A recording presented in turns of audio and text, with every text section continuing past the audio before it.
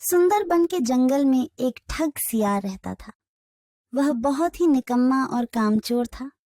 हमेशा इसी जुगाड़ में रहता कि कहीं कोई मुर्गा मिले जिसे मूर्ख बनाकर उसके साथ ठगी की जाए। एक दिन अरे बंदर भाई, कल रात में मैंने आपको सपने में देखा। अरे रहने दे सियार, तू अपना सपना अपने पास रख और मुझे जाने दे। ऐसा बोलकर बंदर चला गया। धीरे धीरे सारे जानवर सियार की हरकत को जान चुके थे, इसलिए कोई भी जानवर उसकी बातों में नहीं आता था। अब सियार समझ चुका था कि इस जंगल में उसकी दाल नहीं गलने वाली, इसीलिए वह दूसरे जंगल जाने का निश्चय किया और अगले दिन सियार अपने जंगल को छोड़कर दूसरे जंगल की तरफ निकल पड़ा। दूसरी जंगल में पहुंचते ही दिन भर जंगल का जायजा लिया और शाम होते ही एक गधे को देख उसके पास गया और रुककर बोला, गधे भाई, मैं इस जंगल में नया आया हूँ और शाम भी ढल चुकी है। क्या मुझे एक रात रुकने के लिए आपके पास शरण दे सकते हो? हाँ हाँ, क्यों नहीं। अभी तो तुम इस जंगल में नए हो और हमारे लिए मेहमान हो, और मेहमान तो भगवान के समान होते हैं। ऐसे कहते हुए गधे ने सियार को अपने पास रोक लिया और उसे सम्मान के साथ भोजन कराया। भोजन करने के बाद दोनों आपस में बातें करने लगे। सियार ने गधे से बोला, अरे गधा भाई, इस जंगल में पीपल के पेड़ के पास एक तालाब है। जानते हो उसके बारे में? हाँ हाँ, पीपल के पास एक तालाब है। वह तालाब कीचड़ से भरा पड़ा हुआ है। उसका पानी भी बहुत गंदा हो चुका है। यहाँ का कोई भी जानवर उसका पानी नहीं पीता है। सियार ने अपनी आवाज को धीमा करते हुए बोला, क्या तुम जानते हो, वह सोने चांदी का तालाब है। उसके अंदर ढेर सारा सोना और चांदी छुपा है और उस तालाब का मालिक मैं ही हूँ। सियार का बात सुन गधे ने चौंक के बोला, ये तुम क्या बोल रहे हो सियार भाई? तालाब भी कहीं सोने और चांदी का होता है? मैं भी ऐसे ही सोच रहा था। मुझे भी इस तालाब के बारे में कोई जानकारी नहीं था, लेकिन कुछ ही दिन पहले मेरे पिताजी मरने से पहले सारे संपत्ति मेरे नाम की। उसमें यह तालाब भी है और आज मैं अपनी संपत्ति देखने के लिए ही यहाँ पर आया हूँ।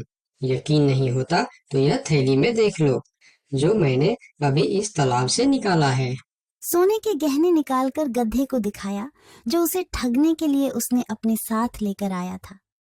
गहने को देखकर गधे को सियार के बात पर विश्वास हो गया और बोला, अरे हाँ, ये तो सचमुच सोने चांदी का है। तब तो तुम बड़े ही भाग्यशाली हो, इसलिए तुम्हारे पास ये सोना चांदी का तालाब है। अब सियार मन ही मन खुश हो रहा था। उसे तो इसी बात का इंतजार था। गधा भाई, मुझे इस संपत्ति से कोई भी लालच नहीं है। मेरे पास मेरे जंगल में और बहुत सारे संपत्ति है जो मेरे पिताजी ने मेरे लिए छोड़कर गए हैं। मैं तो यहाँ तालाब बेचने के लिए आया था। सोचता हूँ तुम भले जानवर दिखते हो, क्यों ना तुमको ही यह सब बेच दूं। मुझे, यानी यह सोने का तालाब मेरा हो जाएगा और मैं इस तालाब का मालिक बन जाऊंगा। बेचारा भोला भाला गदहा सियार की चिकनी चुपड़ी बातों में बहुत आसानी से आ गया और गधा सियार से सोने का तालाब खरीदने को तैयार हो गया। दोनों के बीच 4 सिक्कों का सौदा तय हुआ। ठीक है सियार भाई, मैं अभी जाकर हिरन के पास से 4 सिक्का लेकर आता हूँ। मेरे पास अपना घर न होने के कारण मैं अपनी सारी कमाई हिरन के पास ही रखता हूँ, और जब भी मुझे जरूरत पड़ता है मैं उससे ले लेता हूँ। ठीक है गधे भाई, लेकिन ध्यान से, जंगल में किसी को इस बात का पता नहीं चलना चाहिए, वरना जंगल के सारे जानवर मेरे पीछे ही पड़ जाएंगे। ऐसा बोल सियार गधे को भेज देता है और गधा हिरण के पास जाकर अपना सिक्का मांगता है। गधे भाई, घर में सब ठीक तो है ना? आज आपको अचानक से 4 सिक्कों का क्या जरूरत पड़ गया? अरे, वह अपने जंगल में जो तालाब है ना, मैं उसे खरीद रहा हूँ। तालाब खरीद रहे हो? क्या करोगे तुम तालाब खरीद के? तालाब का तो पता नहीं, लेकिन उसमें जितना सोना चांदी है वह सब मेरा हो जाएगा। तालाब में सोना? ये तुम क्या बोल रहे हो भाई? मुझे तो कुछ भी समझ में नहीं आ रहा है। मुझे डर है कि तुम कहीं कोई परेशानी में ना आ जाओ। देखो, तुम मुझसे कुछ भी मत छुपाओ। क्या बात है? साफ साफ बताओ मुझे। हमारे जंगल में एक बहुत ही अमीर सियार आया है। ढेर सारी संपत्ति है उसके पास, और तो और हमारे जंगल में जो तालाब है ना, जिसे हम लोग गंदा नाली समझकर उसका पानी भी नहीं पीते हैं, उस तालाब में ढेर सारा सोना और चांदी है। उसने तो मुझे उस तालाब से सोने का गहना भी निकाल कर दिखाया है। उसी तालाब को मैं खरीद रहा हूँ। हम दोनों के बीच 4 सिक्कों का सौदा हुआ है। मुझे तो वह सियार मूर्ख ही मालूम पड़ता है, जो इतने सस्ते में सोने का तालाब बेच रहा है। मूर्ख वो नहीं, मूर्ख तुम हो। भला तालाब भी कोई सोने चांदी का होता है? अरे गधा भाई, तालाब से पानी निकलता है, सोना नहीं। मैं भी ऐसे ही सोच रहा था, परंतु उसने मुझे सोने निकाल कर भी दिखाया।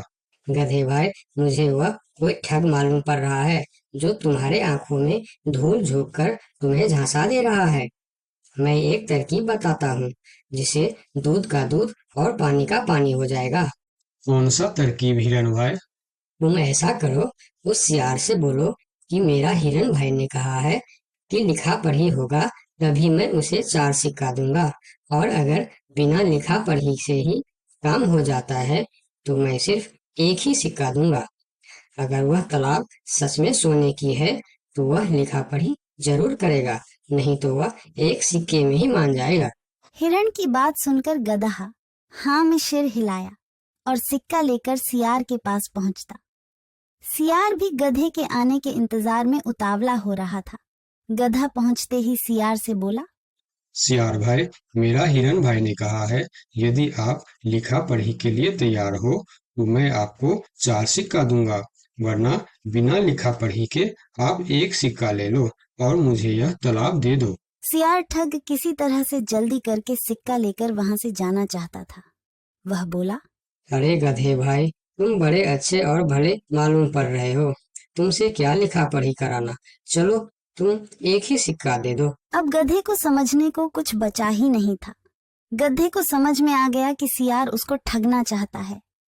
ठीक है सियार भाई, कोई भी शुभ कार्य करने से पहले मुंह मीठा करना जरूरी होता है। मैं अभी लड्डू लेकर आता हूँ, आप यहीं रुको। गधा जंगल से 2-3 जानवरों को बुला लाया और सियार की जमकर धुनाई कर दी।